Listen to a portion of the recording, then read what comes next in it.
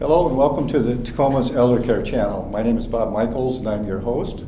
I'm an elder law lawyer here with Smith Alling in Tacoma, Washington, down on the Foss Waterway. Today we have Rebecca and Janet from Stonebridge, which are geriatric care managers here in Tacoma, Washington. So why don't you introduce yourself and say hi. I'm Janet. I'm a registered nurse, geriatric care manager here in the Tacoma, Pierce County area and beyond, and love serving the seniors, over 20 years in this area. Hello, I'm Rebecca Higbee, RN Geriatric Care Manager with Stonebridge. Great, and we've had you in before and had some great talks, and I just thought it would be fun to chat again a little bit more. And there's, in the area of elder law and dealing with our clients, we have so much in common and so much information we'd like to get out. And one area I'd like to talk about today is that you've likewise expressed interest is this whole idea of having someone empowered to act for the people that need it. And what I'm referring to there are either on the estate planning side with things like a durable general power of attorney, a healthcare power of attorney, or heaven forbid if they don't have those documents and they need someone legally authorized to act for them, this concept of guardianship. So why don't you walk us through some of your client experiences and talk about what a guardianship is and what kind of issues you've had with that process, and how do you advise your clients when you may find that they don't have someone legally empowered for them? So guardianships can be really stressful, very overwhelming. There's a lot of misunderstanding in the community about what it means to be a guardian. I think it's used synonymously with healthcare power of attorney frequently. People often, we are faced with a guardianship decision many times when there's a mental health issue or a hospitalization issue, and somebody needs to be the decision maker for an incompetent individual or someone who is not currently able to speak for themselves. I think families frequently come to us with concerns about what it means to be a guardian, who do I go to, not understanding that it is a legal procedure, and that they need to seek out someone such as yourself for advice on that. It's usually our preference that we engage an elder law attorney, somebody who has experience with forming documents and advising on what it means to be a guardian and what it means to be a power of attorney. I find, and the best advice I could give all of you is avoid guardianships at all costs if you can. And I use the cost literally because those can be very expensive legal proceedings. And a guardianship is a legal proceeding whereby someone petitions the court on behalf of mom or grandma, indicating that she is no longer capable of handling her affairs and she needs someone to be able to make legal decisions and manage her affairs. So you petition the court, grandma or mom is allowed to have an attorney, the person you're petitioning to assume that role has an attorney. The court has people like appointed guardian ad litem to investigate it, and it's quite a lengthy, expensive, and cumbersome process that leads us to the same result as a proper estate planning document. So, for example, the end result of a guardianship, if successful, will be you or some family member appointed to be able to negotiate contracts or bank for them or make medical decisions. And the same thing can be accomplished with what we call power of attorneys. You know, power of attorneys are documents that we can all execute ahead of time when we're competent and have the time to think about all of this, and we can name the people or persons that we would like to be our attorney in fact or agent for us. A standard misconception is that if we grant our son or daughter or a spouse the ability to act for us, that we're somehow giving up our rights. And that just isn't the case. It is simply a document that is valid while you're alive, that if you choose not to act or can't act, this other person has the legal authority to speak with your banks, pay your bills, take your pet to the vet, admit you to facilities, or otherwise provide for care. So getting back to our practices where we divide them into the pre-planning camp versus the crisis, if you find someone is in a coma in the hospital and they have no estate planning documents, someone has to be appointed to have legal authority to make certain decisions about placement and care and so forth, then you're stuck going that route.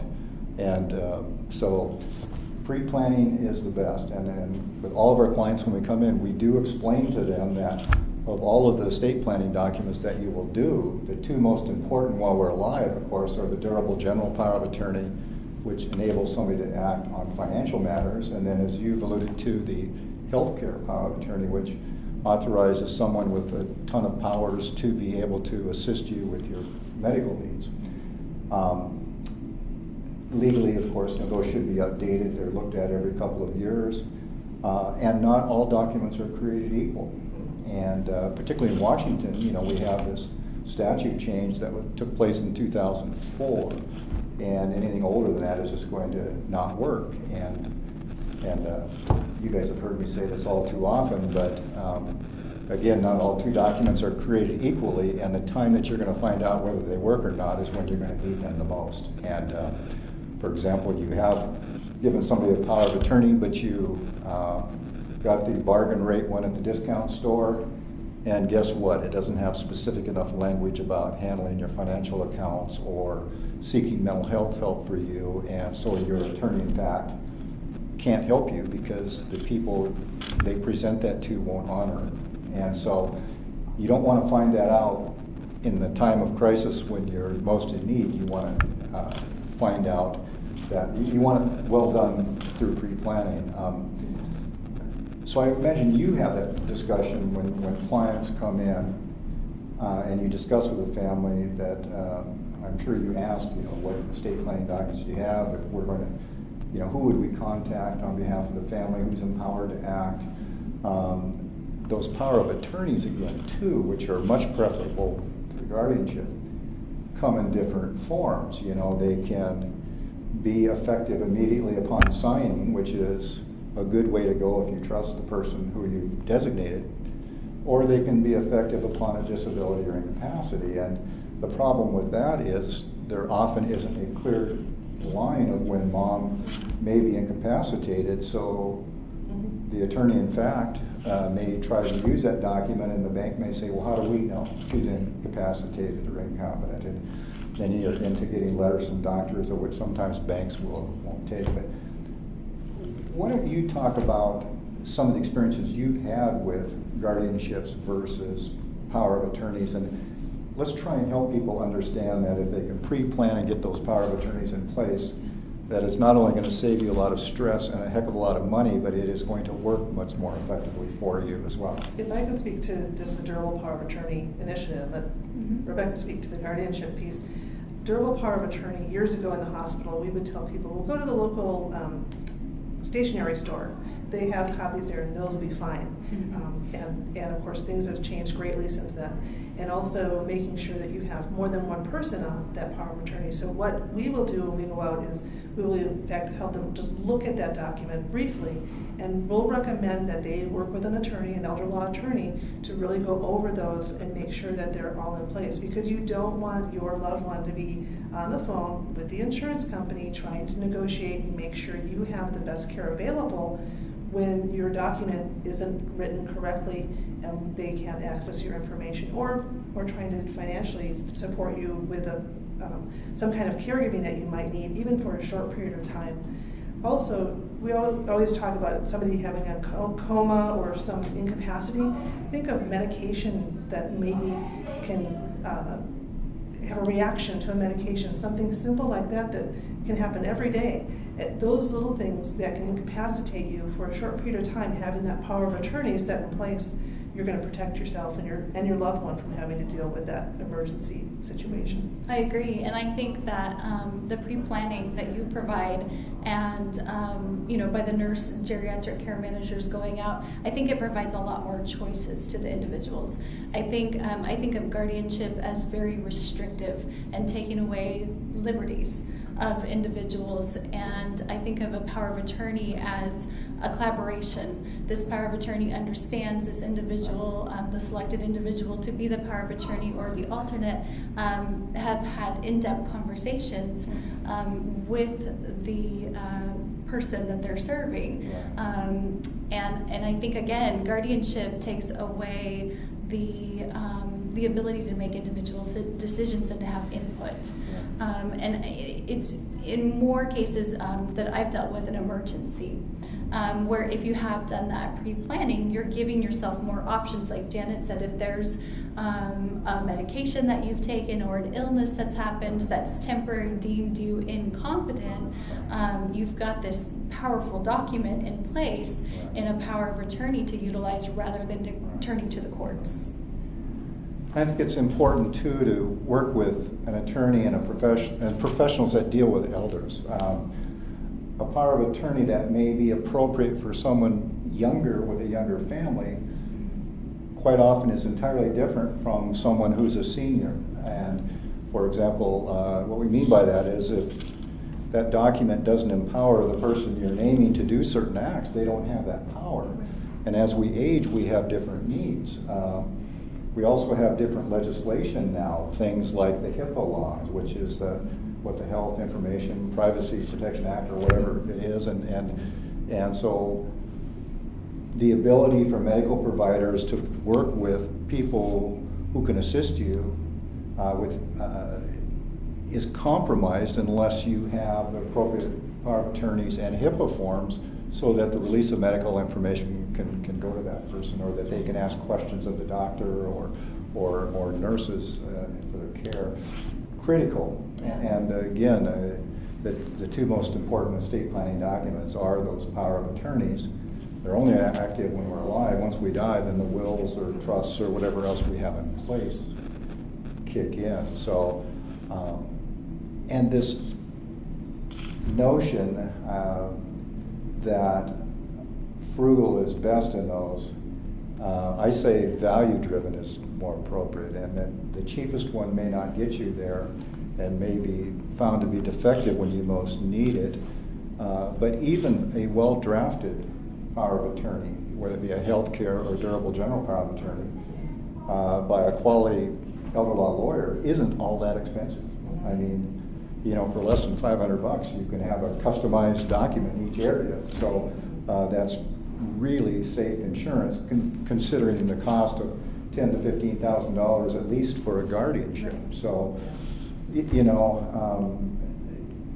forewarned is foretold, and getting in and speaking with people like yourself, and then making sure that those documents are in place is just critical.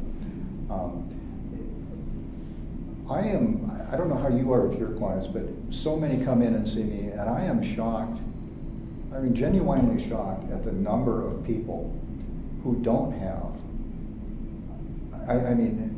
they may not even have a will or a power of attorney or anything, and these aren't necessarily people with small estates or people who consider themselves not.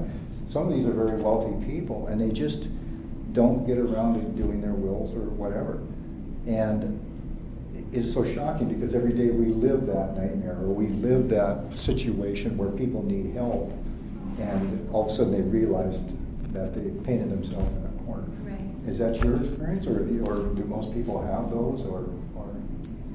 Yeah, I've run into both, but even on a personal level with family members some have taken the chance and not prepared for anything, and those who haven't. And just being a family member, it's a gift. You give your family that peace of mind that you're really doing what that person wanted, what your mom or your spouse wanted.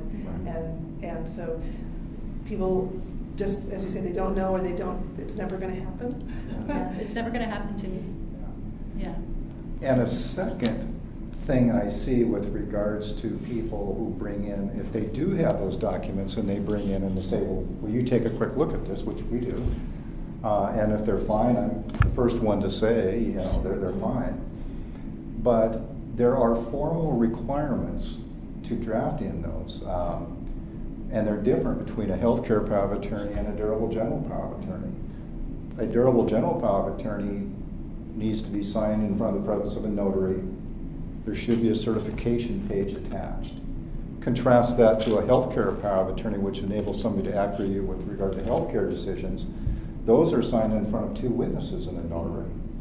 And so many documents I see come in are either not even notarized or they're not witnessed when they should be, so they're basically defective.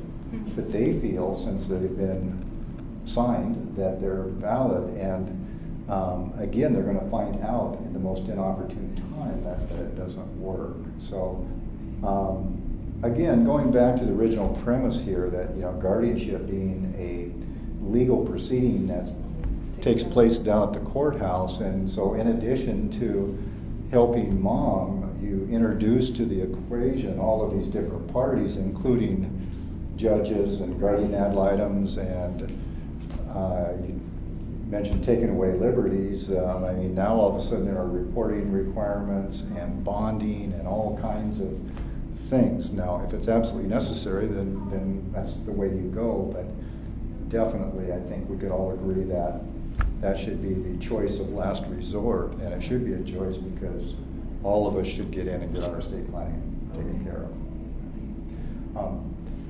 With regard to estate planning, I also see that, you know, many people feel that, well, we live in a community property state and everything, my spouse is going to get it all anyway. And it just isn't true.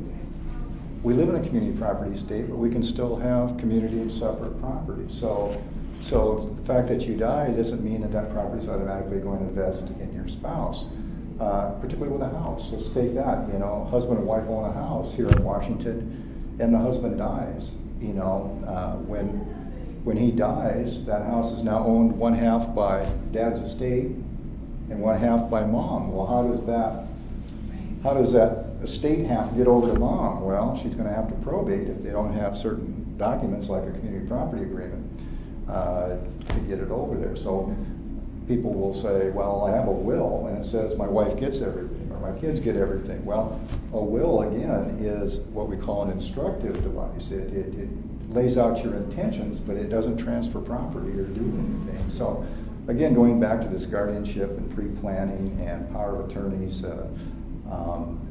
while you are ahead of the game, talk to professionals and get those in place now. So I'm sorry, I sold your show here, but I'm rambling on and on. Right? But you get the, you know, you're on the front lines. You get the people that quite often find themselves in that difficult position, and then you're the one who discovers that, oops, they either didn't plan, or what planning they did is old, or what planning they did was insufficient. And then quite often you're calling me or someone and saying, help, how do we fix this?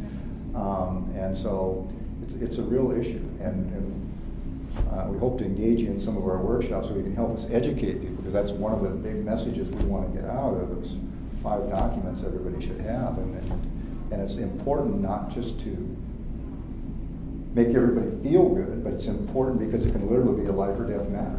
Right. And so,